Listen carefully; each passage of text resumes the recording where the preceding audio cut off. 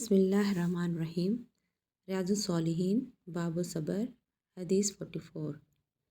حضرت انس رضی اللہ تعالیٰ عنہ سے روایت ہے کہ حضرت ابو طلحہ رضی اللہ تعالیٰ عنہ کا ایک لڑکا بیمار تھا۔ ابو طلحہ جب یہ اپنے کام کاج کے لیے باہر چلے گئے تو لڑکا فوت ہو گیا۔ جب واپس آئے تو پوچھا میرے بیٹے کا کیا حال ہے؟ تو ان کی بیوی سلیم نے کہا، جو بچے کی ماں تھی، وہ پہلے سے کہیں زیادہ سکون میں ہے۔ بس بیوی نے ان کے سامنے رات کا کھانا رکھا جو انہوں نے تناول کیا، پھر بیوی سے ہم بستری کی۔ جب ابو طلحہ فارغ ہو گئے تو بیوی نے بتلایا کہ بچہ تو تمہارے جانے کے بعد فوت ہو گیا تھا، اب اسے دفنا دو۔ چنانچہ جب انہوں نے صبح کی تو ابو طلحہ رسول اللہ صلی اللہ علیہ وسلم کی خدمت میں حاضر ہوئے اور یہ سارا ماجرا بیان کیا۔ آپ صلی اللہ علیہ وسلم نے پوچھا، کیا تم نے رات کو ہم بستری کی تھی؟ انہوں نے جواب دیا، ہاں۔ آپ صلی اللہ علیہ وسلم نے دعا فرمائی، اے اللہ ان دونوں کے لیے برکت عطا فرما۔ چنانچہ اس دعا کے نتیجے میں مدت مقررہ کے بعد ان کے ہاں ایک لڑکا پیدا ہوا۔ حضرت انس فرماتے ہیں کہ مجھ سے ابو طلحہ نے کہا، ابو طلحہ حضرت انس کی والدہ سلیم کے دوسرے خاوند یعنی حضرت انس رضی اللہ تعالیٰ عنہ کے سوتیلے باپ تھے۔ ان کے پہلے خاوند مالک بن نضر تھے، جو اسلام لانے کے بجائے شام چلے گئے تھے اور وہیں فوت ہو گئے تھے۔ ان کی والدہ نے اس کے بعد ابو طلحہ سے نکاح کر لیا۔ اس بچے کو نبی صلی اللہ علیہ وسلم کی خدمت میں لے جاؤ اور کچھ کھجوریں بھی ساتھ دے دی۔ آپ صلی اللہ علیہ وسلم نے پوچھا، کیا اس کے ساتھ کوئی چیز ہے؟ انہوں نے کہا، ہاں کچھ کھجوریں ہیں۔ نبی صلی اللہ علیہ وسلم نے وہ کھجوریں لے لی اور ان کو منہ میں چبایا، پھر وہ اپنے منہ سے نکال کے بچے کے منہ میں ڈال دی اور اس کو یوں گھٹی دی اور اس کا نام عبداللہ رکھا۔ بخاری و مسلم۔ اور بخاری کی ایک اور روایت میں ہے، ابن عینیہ نے کہا کہ انصار کے ایک آدمی نے انہیں بتایا کہ میں نے عبداللہ کے 9 لڑکے دیکھے، سب کے سب قرآن کے قاری تھے۔ اور مسلم کی روایت میں ہے کہ ابو طلحہ کا ایک بیٹا جو سلیم کے بطن سے تھا فوت ہو گیا، تو سلیم نے اپنے گھر والوں سے کہا، تم ابو طلحہ کو ان کے بیٹے کے بابت مت بتلانا، میں خود ہی ان کو یہ بات بتلاؤں گی۔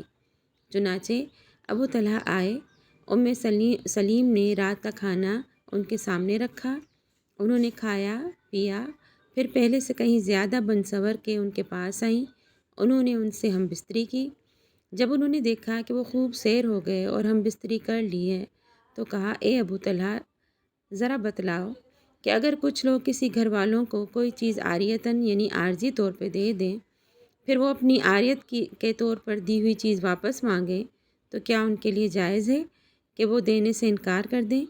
ابو طلحہ نے جواب دیا، نہیں۔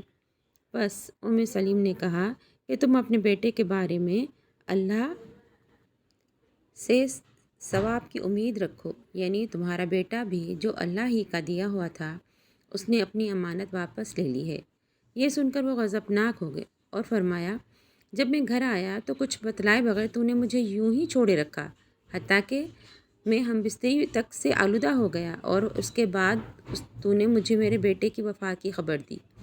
اس کے بعد وہ گئے اور رسول اللہ صلی اللہ علیہ وسلم کی خدمت میں حاضر ہوئے اور جو کچھ ہوا وہ بیان کیا۔